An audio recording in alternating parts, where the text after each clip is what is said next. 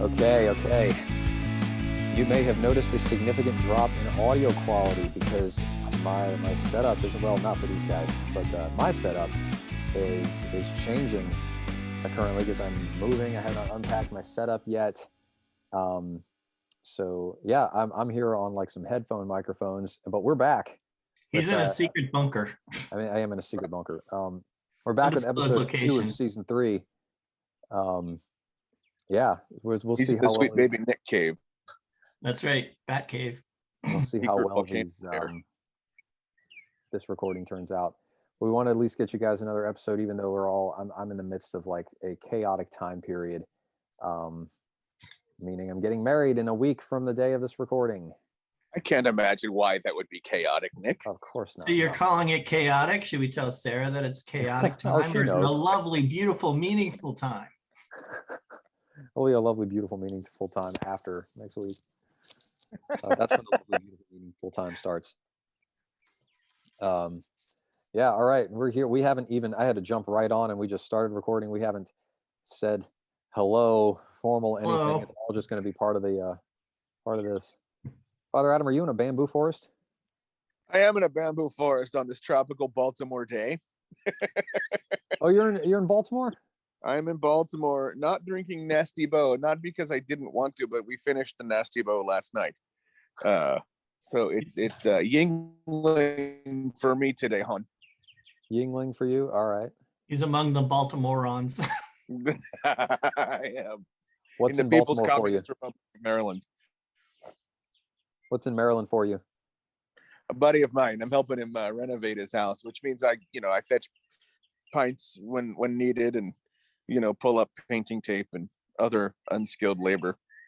Gotcha. Requiring the use of extra hands. You're in your robes for that? Oh, well, I'm in my robes for my recording purposes. Oh, okay. Nick, that's all he has to wear. There's nothing on underneath that. Just long black socks. Oh my gosh. Well, all right. So you said you're having Yingling? Yingling. Not that black and tan Yingling, is it? No, just regular lager. This is the breakfast of champions. Gotcha. All right. Lou, what are you drinking in honor of Ukraine today? I am, and of you. Take a look what's behind me. Oh, okay. The little heart there. A flag with a Ukrainian flag with a white heart in the center of it, just for you. Thanks. And also for the glory of Ukraine. I'm drinking Legend. I think I told you all that I was drinking this. Yes. Oh, yeah. It's Red Eyes. It's a recipe from the distillery in Ukraine, and it's a fundraiser. As you can find different varieties of Ukrainian beer. The company over there we're transitioned to Molotov cocktails, and so they shared their recipes internationally, asking only that that they help the Ukraine war effort with donations and things like that, help the Ukrainian people. So anyway, that's what they're doing at Legend and other places in Virginia. There's a number of them around. This is the only one I've had thus far, though. Is it good? I wanted to say I'm also wearing the Millennium Cross. This pectoral cross was issued in 1988 at the millennium of the baptism of Rus, which when Saint Vladimir declared the kingdom of Russia from Kiev to be Christian, to be Orthodox, and so in honor of the bond between Russia and Ukraine, I have worn the Millennium Cross. Also, it was the only pectoral cross I had in my car. It was handy. The hopefully someday peaceful bond. That's right. Yeah, but it's pretty good. It's a red beer, just like the name says, and it's a little malty, but it's good. I'd go ahead and recommend people try it. And there's like I said, a number of other breweries, and so I'm going to try to collect them all. No, I can't really do that. They're all over the U.S., but I'm going to try a number of them if I can. Nice. Did we mention the name of the can, or was that rather left up to people's own discovery? No, I said it was Red Eyes. See right there, Red Eyes. Oh, okay. And I think they got it in Ukrainian or Russian or something. Ukrainian probably right there. I'm assuming Yep Boy Oi or something like that. Might be Red Eye. That says Wait, it's hard to read. Cebolle? I don't know what it means, but I'm it's assuming red eyes. well, red would be Krasnaya or Krasnaya. I don't know. I don't All right, know too well, much. whatever it is, Russian. it's a mystery. It's another mystery. It's a very mystical beer. Father Nick, what are you imbibing today? Well, so I have no beer or paraphernalia related to Ukraine whatsoever. Oh, okay. Yeah. So I thought he said he has no beer. Yeah, that's I what I was gonna apologize. No, I have beer. I'm not on. I didn't get the Ukraine memo. But also I don't really, watch the news or whatever. Is something happening over there? Is that? say. Yeah. Depends if you live in Russia or not. Right. Oof. Let's not go down that road. Anyway, Too late. so I've got, this is a beer from Ardent, which is a Richmond brewery, and one of my favorites actually. And this one, I'm drinking this actually in honor of Pastor Lou, who made fun of my cathedral choice last time we met. This one's called Defenestrator, which is one who throws someone else out the window. Oh. And this is the Defenestrator Doppelbock, and for those who know their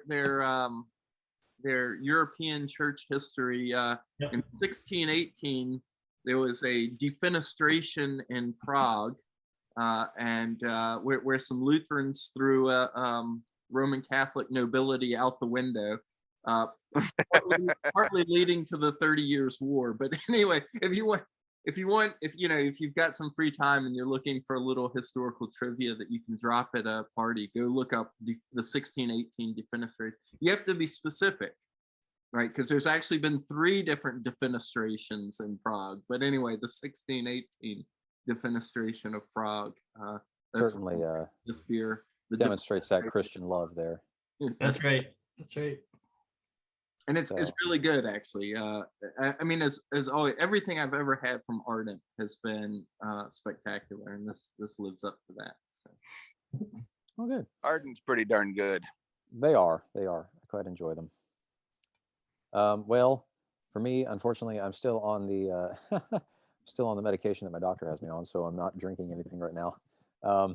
It's important though. It's the anti-anxiety medication just to help. We encourage folks, if you are dealing with some mental illnesses or anything like that, medication is okay. We encourage you to if that's what your doctor recommends, it's okay. I'm right there with you.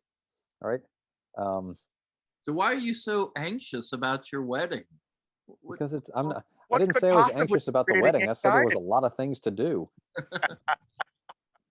Man, I spent I just spent an hour and a half almost at my church using the printer that isn't even ours, trying to figure out how to format things in a new format. I sliced myself on the little paper slicer.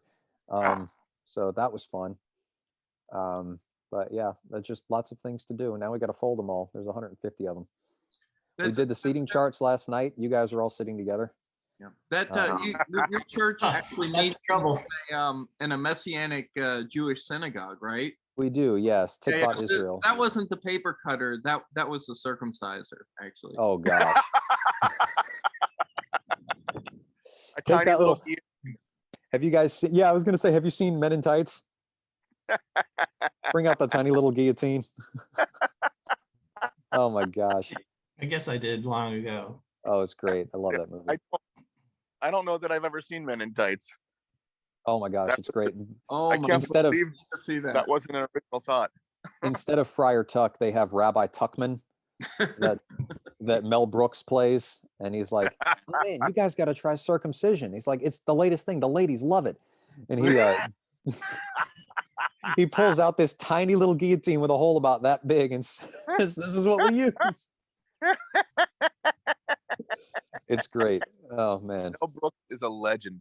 we gotta be real careful about this, because about posting about that online. So No, we will not, because that attracts a lot of attention. As it does. was it like our second or third episode in, we alluded to, but Yeah, so we'll be careful about that particular portion. We may not advertise it.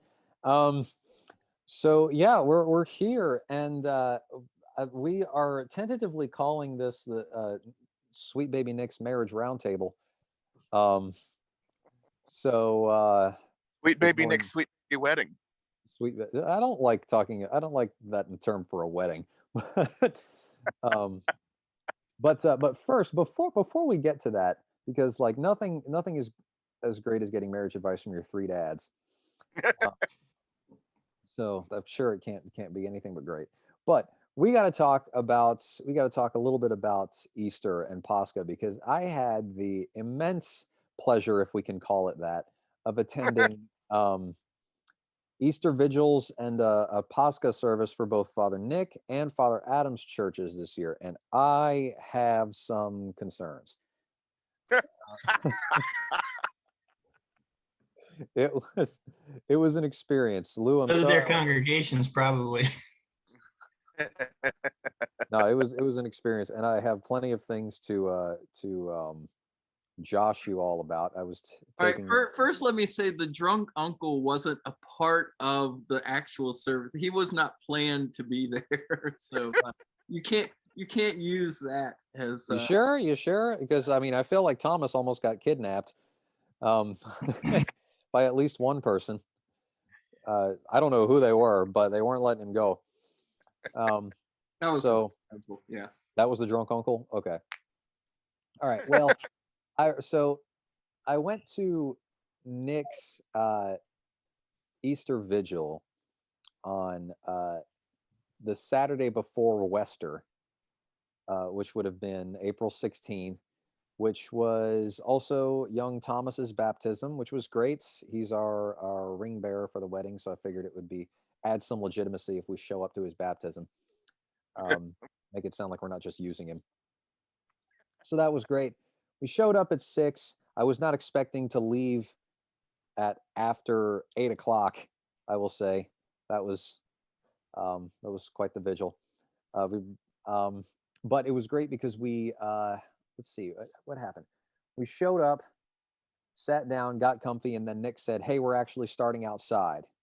So I was like, "Oh, great! All right, then we had to march ourselves outside." And then we I'm sorry if this is boring you, Lou. Oh no, I'm listening. You sure?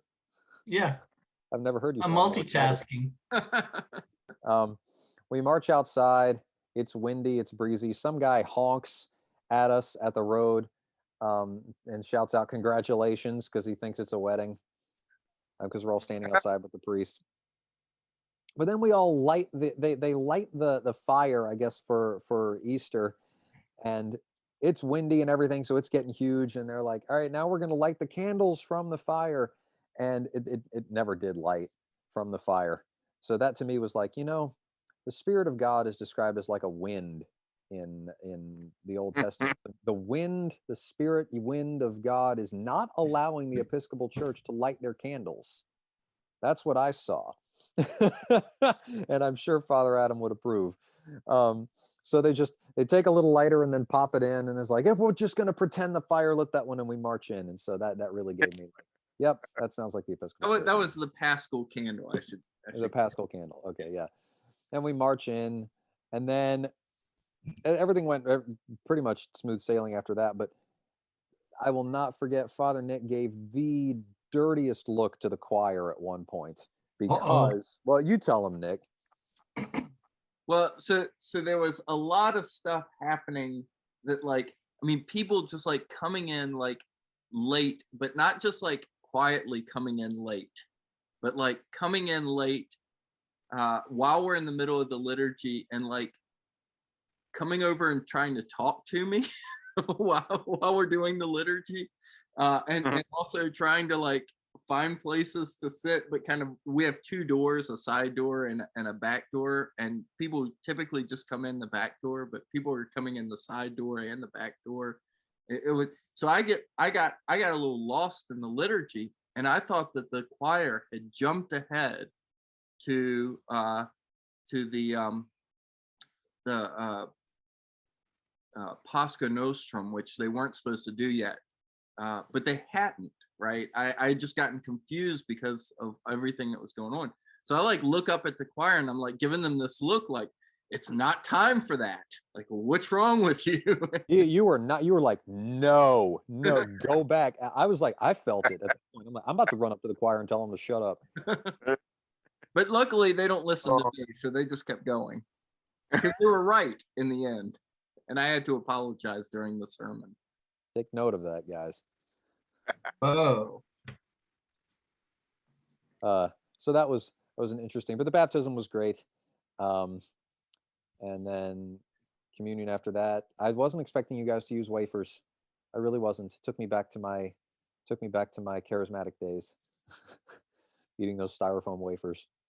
So that was good. That was Saturday, and then Sunday for Wester, I had to do 3 services at my church. So I had celebrated Easter 4 times at that point, and then come that Saturday night, I find myself up at St. Andrew's, and Second, sweet baby Nick, I have to pause there for 1 second. I have a friend who's an Episcopal priest now, but he began his ministry as a Lutheran priest, and in seminary, his liturgical theology professor comes in and holds up such a wafer as the Western Christians tend to use, and he says, "Gentlemen, it requires more faith of you to believe that this is bread than to believe that this is the body of Christ." And he said, "Class is dismissed," and he walked out. That's hilarious. And it's true. And it's true. It takes more faith to believe it's bread. That's funny. Well, Sorry, no, it's all good. It's okay. I did get to have some blessed bread at your congregation, which was quite good. But I recall, what? It's called andidaron. It's just a fancy word for the blessed bread. Blessed bread. Andidaron. Okay. So I remember it's like consolation prize for non-Orthodox when they right. you don't get Eucharist, but here, have some of this. This is a They have some casserole anyway. I think there's a little mold on it. Just scrape it off. It'll be fine. It represents suffering. So I remember the Paschal Matins, I guess, started at 11:30 or so. And the nocturne. Oh, the nocturne. Okay. And you were then present for 3 services, actually. What's that? You were present for 3 services. Yes. So I was driving up there, got there just like 11:25 or something like that. And I remember telling Sarah later on, I was like, I had, due to some like helping my parents move and everything like that, I was actually cutting it kind of close, but I was telling her, like, I cannot be late to a service that starts at 11:30 at night. I cannot be, no, that's just, no, I can't. Like, it's 11:30 p.m. I cannot be late to this. I have really disorganized my life if I'm late to that. So, but I remember driving up there, and I'm coming up 95, and I see for those of you who don't know, Father Adam drives a red Kia Soul. I remember driving up 95 and looking to my left, and I see a red Kia Soul as I'm passing on the way to St. Andrews, and I thought, maybe I won't be late. Looks like he's on his way there too. I just thought that was funny, like imagining like me passing Father Adam on the way. Like, wait a minute, aren't you? For the record, it was not me. No, it wasn't you. Then I got there, and I will say it was long. That was about 4 hours worth of church there. It was a good experience.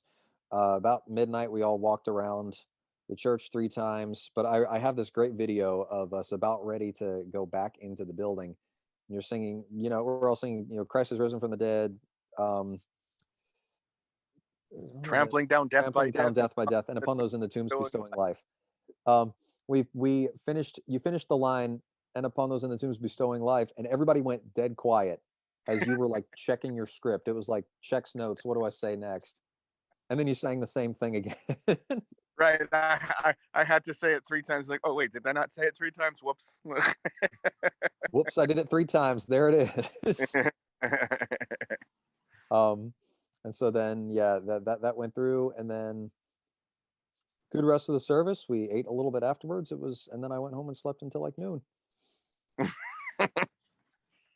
Yeah, I got home 5:30 in the morning, 5:45. I saw the sun come up and heard the birdies chirping. Yeah, I heard the birds chirping about the time I got home, and I'm like, oh boy. Christ is risen, but the priest is dead. Sweet baby Nick seems like he's still tired. I am still. I think this marriage thing is getting to you. Yeah. Well, I'll tell you what, dudes. I had a Tuesday night. I was at small group for my church, and I got home, and the next day I got a text from someone that said, "Hey, I got COVID. Like I just tested positive." And I was like, "You've got to be kidding me. Like there's no way." And so I'm just banking on the fact that I'm up to date on my vaccinations. I had COVID 3.5 months ago, and like I'm just like to keep telling myself, "Nope, it's fine. No worries. We're not gonna, even if I do, I'm probably just not gonna tell anybody or myself." I guess I'm wearing a mask to your wedding then. Yeah, I wear a mask anyway. A couple of those people, the person that got COVID was is invited to the wedding, so hopefully they're fine. Of course, they'll have been in and out of their quarantine by that time. Well, I'm still doing all that stuff anyway because I'm a problem. I'm a health problem in general. So like I said, I've sat all of you three together, with actually an old pastor of mine. So that'll be. This is the first time our better selves are getting together. Yeah. Yeah, in a long time. I tried to have a conversation with both Sarah, Father Nick's wife, and Angie, and I feel like I'm not well liked among the three priest wives. What? Why? I don't know. I just feel like we didn't hit it off. Maybe not disliked, but maybe not disliked, but like just we didn't hit it off, you know? No. Sarah was so stressed out. Oh, was she? Yeah. Well, because all right, so she works at a church. I work at a church. We're both doing Holy Week. We're both getting ready to baptize Thomas, and her family came into town on Good Friday and were staying with us. Okay. Until the following Tuesday. So, yeah, she was, and I'm sure she was upset with me about something at that point. She was stressed out. So all right, then don't take that personally. Sarah Forte, I apologize. You were holding it together, holding it down, holding the fort, and God bless you. With Angie, everybody's always like, "Dude, does your wife not like me?" It's like, no, she's just very quiet. She's listening. All right, Angie, then we need to get everybody together then. When we come by the table, let's just, and I haven't even met your wife, Lou. No, we've been hunkered down, with all my health issues. She has to be careful too, because she could get me sick. So it's been a very quiet 3 years or whatever we're at right now. Who knows? Yeah. Me and Father have met Christine, nanny boo boo. Yes. When I was installed, Father Adam and Father Nick came to the installation. Okay.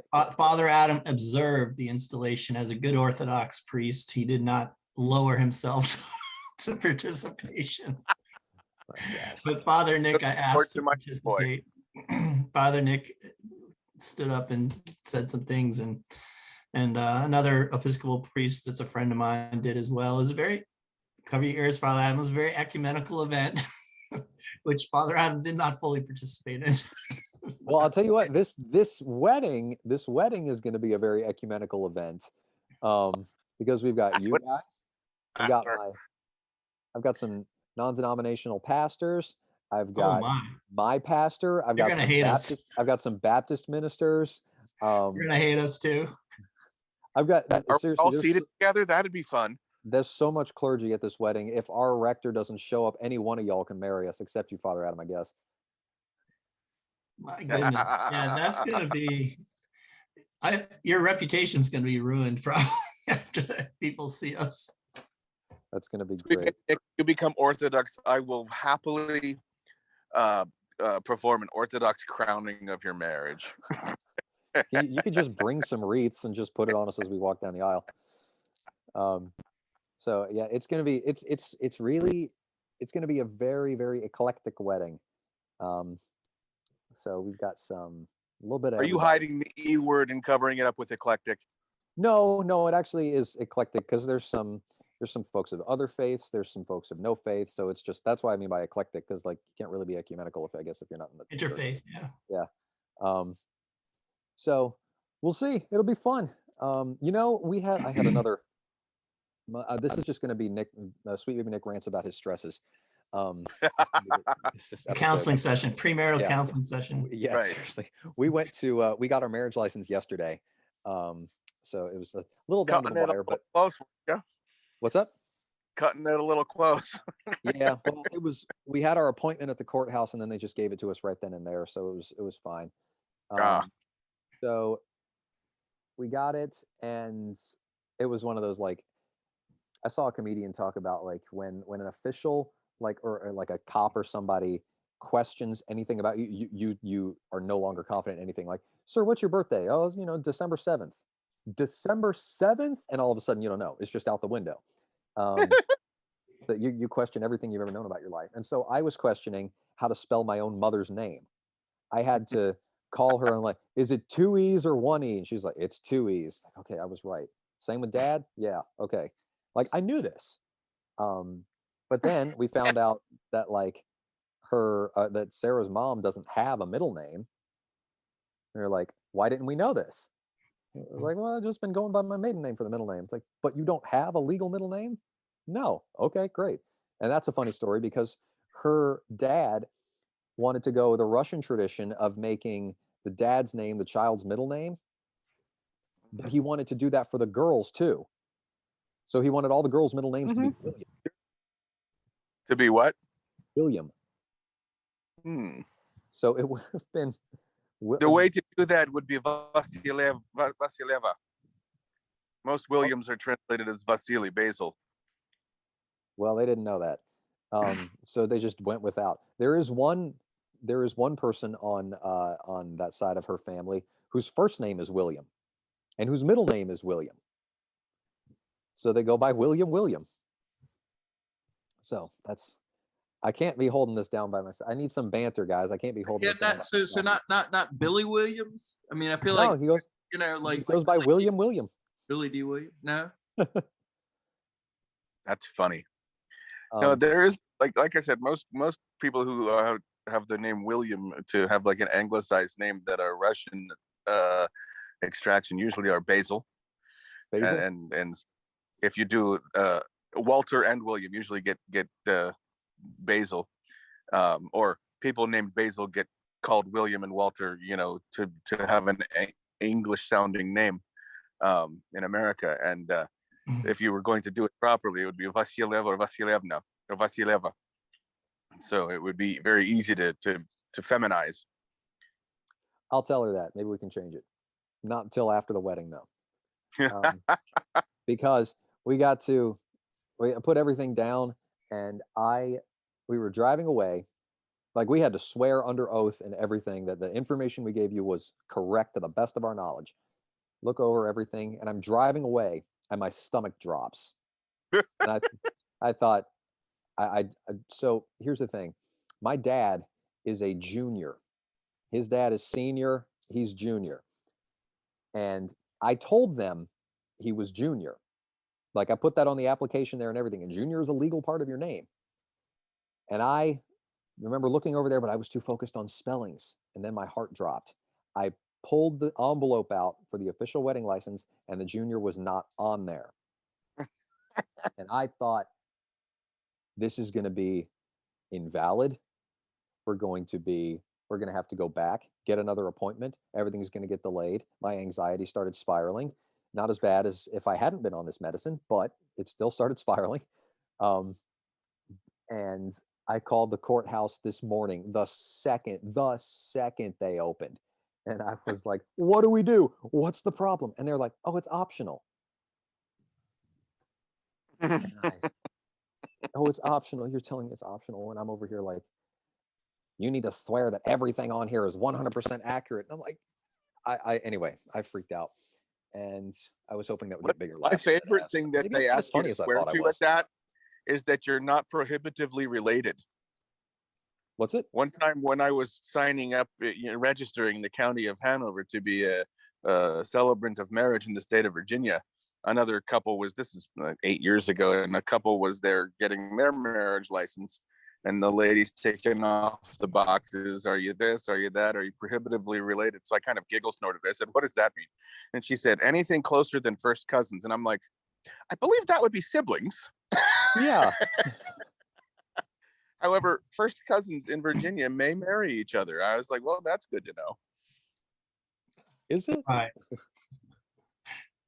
Yeah, I'm with Nick. Is that good to know? Is that a good thing? Or- Like, I feel like we should extend it out a No, little I'm not bit more. saying that's a good thing, unless maybe you're royalty or something. Well, in I was antiquity, asking but why. good Is he shopping around for a new wife or what? What's going on here? Probably like anything cousin is a closer lovely than person, but not suitable to marry me. maybe the only things. Maybe it's like first cousins, and then there's the immediate family too. There's siblings, God forbid, parents and uncles and aunts. yeah. That's like there's a lot of other places that could be. I could see all of those being prohibited, and they should be. Anything closer than first cousins, though. I guess an uncle or an aunt would be too close. That'd be almost like parent. Oh, Yeah. 1 second, guys. 1 second. I never really thought about that. While Nick is taking a little break, how about we move away from incest as a topic? Yeah, let's.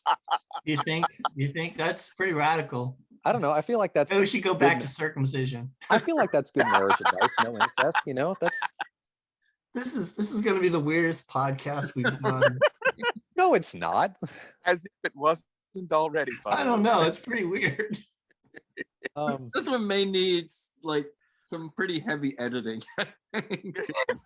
Well, so Because what we get is like awkward silence, a small discussion of incest, some more awkward silence. Somebody Well, brings up circumcision, more awkward. since we've already, We're talking about love, right? I guess since Love we've got already, to do with it. since we've This- already, This was supposed to be a get celebration away of with it, Nick's marriage, and somehow it's totally gotten derailed. As is our want. so Let's talk about lentils. so Marriage is for the begetting of children and for going to heaven Marriage is martyrdom. and Right. martyred. Oh, 100% actually. Well, that's why I was nervous about this. Talk about anxious. I need medication. The way this could go is 3 very different traditions, 4 if you count Nick, but are they really a tradition when they're less than 2 decades old? And who when knows? between orthodoxy and Episcopalianism, But there's a lot of differences that we aren't going to solve right here in this little forum. That's for sure. But I can tell you, don't be late for your wedding, like you were for today's podcast. Oh yeah, sorry. That'd be a bad start. Oh, my what were God. you getting coffee? What? What were you getting coffee like Father Nick? No, I was getting sliced by the, what at the. A little sketchy. I was getting sliced by the little guillotine at the synagogue. I have no worries that you'll be on time. Even I was on time for my wedding. If I can be on time for something, then I imagine anyone can be on time for that thing. So I have no worries. You will be there and be ready. Were you in chains and dragged to the wedding ceremony? But whether or not Sarah will show up, I mean, I don't know. But Runaway black bride. Yeah, here's hoping. I just wanted to add a little something else for you to stress out about. Thanks. I'm already wound tight.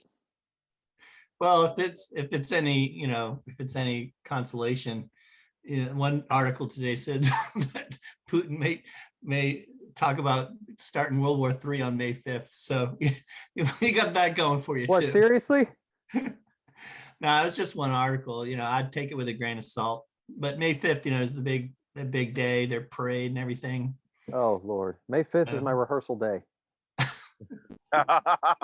Well, we had a tornado pass near us on our rehearsal day up in Pittsburgh, and we're still married 20 years later. We're good. So, Where our biggest worry right now is just rain, because it's an outdoor wedding. We have a backup, but like it is ideally outdoor. Yeah. Or just hard? Or too hot is another one. I mean, you know, It won't be too hot. We already know it's going to be like a high of like maybe mid 70s at the highest. well, that's good. Mine outside in a scorcher. When did you get married? Like what time of the year? July 10th.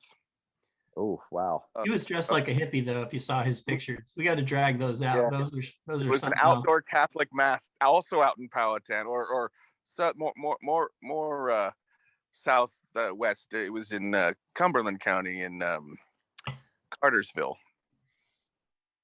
It looks like we've lost Adam, maybe a bit before he gets back. All right. While he's out, we'll continue this. We just won't hear his wheezing in the background. Yeah, that's right. Well, so Father Adam said, unless you want to take this in a different direction, he kind of gave the Orthodox view of the ends or the goods, the purpose. Yeah, yeah. And so I thought maybe Lou and I could do the same, if that's okay with you. Yeah, that's great. You know, it's interesting. You know, I've read over. Good save, Father Nick. That was nicely done. That's a good stuff. I was like the trying to find the purpose of marriage here in the BCP. Yeah, I imagine that the ACNA BCP says the same thing because It's probably of y'all's BCP is based off of the Episcopal Church, which of course goes back in the Anglican tradition. yeah. In our in the Episcopal Church's Book of Common Prayer, it says the union of husband and wife in heart, body, and mind is intended by God for their mutual joy. So that's the first end or good of marriage, is the mutual joy of the husband and wife, for the help and comfort given one another in prosperity and adversity. So that's the second good or end of marriage for a couple is is this comfort given to one another in prosperity and adversity. And finally, when it is God's will for the procreation of children and their nurture in the knowledge and love of the Lord. So, I mean, one thing that you might notice that's both the same is that the procreation and nurture of children shows up in both what Father Adam said and what the Book of Common Prayer said is a good or end of marriage. But by adding this line of when it is God's will, we recognize that there are some marriages where, you know, it may not be God's will, or it may not be part of the marriage that there be children. You know, so just because, say, one in the couple is infertile or something like that, that doesn't mean that they shouldn't, you know, be allowed to get married, because that's the ends or goods of the marriage are not entirely about the procreation of children, but only when that is God's will. It's interesting. Or for example, if you have two older people and the woman is beyond the age of you know, bearing children, that doesn't mean she has to remain you know, a widow and unmarried, or whatever the situation might be, which was an issue in the early church. That was something that was debated, and so the prayer book's pretty clear that though the procreation and nurture of children is important and sometimes an end or good of the marriage, if God willed, that's not always the case. It's interesting. The order is slightly different in the ACNA, and there's one or two extras. So we got the union of husband and wife in heart, body, and mind was ordained by God, and then lists. The first one for us is for the procreation of children and their nurture in the knowledge and love of the Lord. Then for mutual joy and for help and comfort given one another in prosperity and adversity. And then to maintain purity, so that husbands and wives with all the household of God might serve as holy and undefiled members of the body of Christ. And for the upbuilding of Christ's kingdom in family, church, and society to the praise of his holy name. So that's what we've got. Just it's basically the same thing, just slightly moved around. But yeah, because you're basically Episcopalian. Yeah, basically, right. Basically. So yeah, that was kind of well, it's a little, the context is different for Lutheranism, of course. When the Reformation first happened, as we've talked about in other episodes, the whole idea of, forced celibacy was at the fore. And across the Reformed and Lutheran traditions, you had folks urging marriage as a way to kind of combat that understanding of a hierarchy where celibacy was better and higher than marriage. And so the idea of Genesis going forth and multiplying, that's God's command. And so there's an element of that within the marriage. And so, yes, that is an end of it. But when you look at Luther's writings on his own marriage to his wife, Katie, and how they worked together as partners in the household, how she ran the business for the house in many ways, including the selling of beer, the creating and selling of beer. I mean, there's just a different kind of understanding in the Lutheran tradition as far as it's not just about having kids. I think there was an understanding, as Father Nick alluded to, that that's not always going to happen. It's not always God's will. It's not always part of the plan, but there's an element of in the marriage that we glorify God, right? In the relation that we share.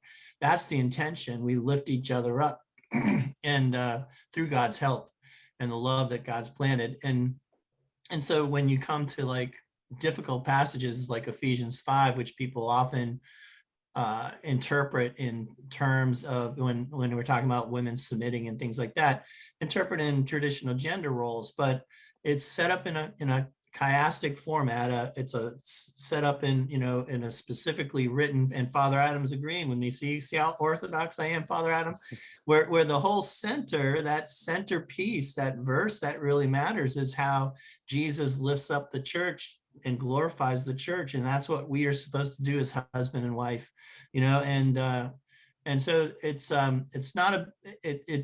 kind of diminishing that passage by trying to make it fit traditional ideas of gender types and roles and all that. Now, we're not going to get into the whole other area of who should get married. That's an element of civil law. That's an element of religious law. Yes, I'm in a very liberal denomination, and so it's going to be quite different than orthodoxy. But the point being is that there's an element of relationship that we benefit from because of God's love that we share in those relationships, and that's partly what marriage is about. And I say that with all confidence because of my own wife and I not having children, and not that we didn't want to have children, but sometimes that doesn't happen, and so that's a difficult thing for anyone that's listening too. I don't know how many times people would say, when are you going to have a child? Mm-hmm. and they mean well, but it can be very a weight. That's a terrible thing to say to somebody. It can be a very heavy weight. To think, if someone's listening out there and they're married and don't have a child but want one, that's not the sole point of marriage. Definitely we have made each other better. We help each other's faith. We understand God's love better because of our relationship. And I think that, and she's a helpmate in my ministry, and I'm hopefully a helpmate in her vocation. And so but that sort of question is a most uncharitable thing to say to anybody. Yeah. And I think it's the same. I run into some folks that worry that they haven't been married. I don't think everyone's called to be married. That's why, we're not anti-celibacy or anti-single life in our tradition. We recognize that some people are still called to it. That's why some Lutheran monasteries still existed from the Reformation period. It's not as popular as in the Catholic tradition, but they exist because God can call someone to that kind of life. And if you are called to that kind of life, you will find that God will send you different people to support you and help you on your way. At the same time, the good pieces of advice that I received is that follow my call.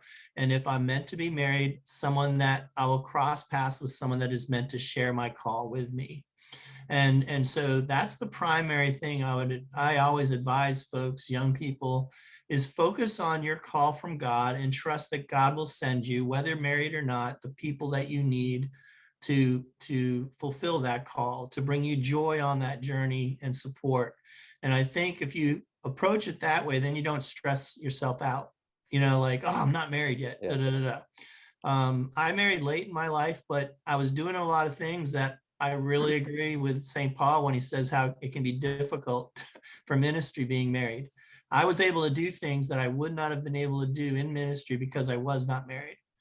And so I think instead of a one size fits all, I really think the church is meant to be many different formations of relationship and individuals still serving God, still fulfilling an end and purpose of God's creation in the way they live their life as a single person. And I think Kind I'll of end my like a sermon here.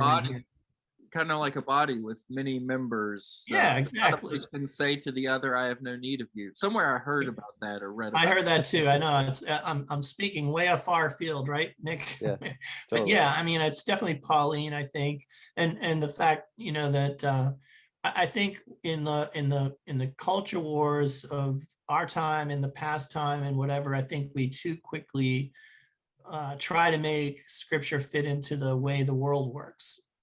And we can misinterpret things, misunderstand things, because even in the most traditional of family types, um, the there's nothing in, like, say, the Orthodox tradition or Catholic tradition says that the husband's supposed to be denigrating and minimizing the wife's importance. There's nothing in there, what I mean? And there's plenty of scriptural support to argue against that. But people will misuse and abuse the Bible to assert their power. 100%. Yeah. And there's, And When that's St. why Paul was Father saying Adam's agreeing with husbands, me. yeah, when he's saying husbands love your wives and wives submit to your husbands, he's saying the exact same thing to each person. Exactly. He's describing love as submission and yielding. Exactly. I mean, what is the first image of pure and perfect love? It's the Trinity for each other. And Right. the manifestation of that in our timeline is the cross. And Right. what is martyrdom but us embracing the cross, which is a complete yielding of ourself for the other. And so that is exactly what St. Paul's saying to the church at Ephesus, that husbands love your wives, wives submit to your husbands. And he's telling that story. Right. He's explaining each of Right. those words are as being synonyms. Right. Submission and love are the exact same thing. So it has nothing to do with traditional gender We should roles. be submitting to each other in a way. I mean, It's the same way we have any kind of relationship with anybody. right. It's Right. yielding Right. and submitting, and the Even in greatest small of things. which is the cross. Yeah. And I think for those that don't know this ongoing joke about marriage being martyrdom, which I still want to make as a t-shirt for Nick as he gets ready for marriage. Marriage is martyrdom. Sweet baby wedding. We laughed when we first heard it because it just sounds kind of funny with our modern ears. But when you understand what Father Adam was saying, I mean, it's really about loving one another as Christ has loved us. And Actually, I was just talking about the old battle axe. I'm trying to elevate you. I can jump in because this is one of these rare moments where it seems like all of us are kind of agreeing and building off of what each other. Yay. Let me jump in. And Nick, this will be the place where Lou will say, "No, you're wrong, Nick." But Father Nick, but let me jump in because I think I'm agreeing with everything he and Father Adam were saying. But in the ancient world, we don't talk about friendship all that much, right? And in our world, except in terms of things like friend requests or whatever on social media. But friendship was a big deal. Like it was an area of philosophic concern in the ancient world. And so you have treatises by Aristotle, by Cicero, by all these great thinkers on friendship. And one of the things that they all kind of assume, they all kind of agree on, and Aristotle is really the first to kind of articulate this, is you can't be friends with someone who is lower than you or someone that's higher than you in the socioeconomic kind of stratigraphy. So you can't, a slave can't be a friend with a master. But also for Aristotle, a child can't be friends with an adult or a parent. Right. And a husband, this is the crucial point, a husband can't be friends with his wife, right? Because the husband is above the wife. This is Aristotle.